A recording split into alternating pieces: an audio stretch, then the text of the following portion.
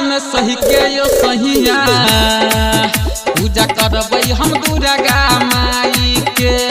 9 दिन नवरात्र में सही के यो सहिया पूजा करबै हम दुर्गा माई के।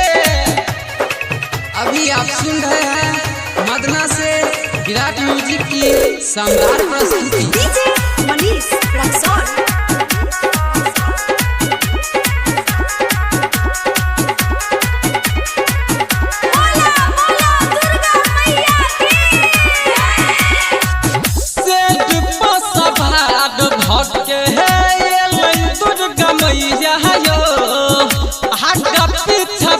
बधैया साथे भाई गो भैया यो, साथे भाई गो भैया यो। सेठ पसबाद धके है दुर्गा मैया यो, आगे पीछे बजे बधैया साथे भाई गो भैया यो। मन में छै लालसा मोर बटलसा एही बेर मई हर जहाई के।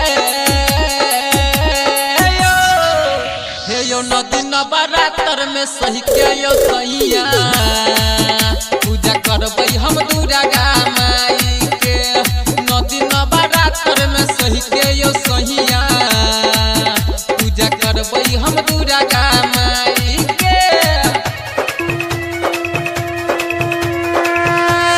बोला बोला दुर्गा मैया। डीजे मनीष रक्सौल।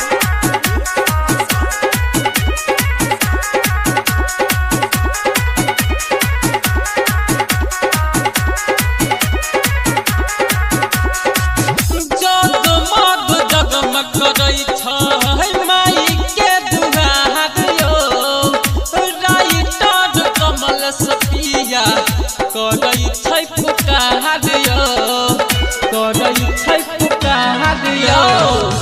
जगमग जगमग करै छै माई के दुआर यो, राइटर कमल सपिया करै छै पुकार यो। भदनिया माई के द्वार पर जाई के यो। 9 दिन नवरात्र में सही के यो सहिया पूजा करबै हम दुर्गा माई के। 9 दिन नवरात्र में सही के यो सहिया पूजा करबै हम दुर्गा माई के। Recording by Virat music Madna बाजार। Mobile number 7050 410 549।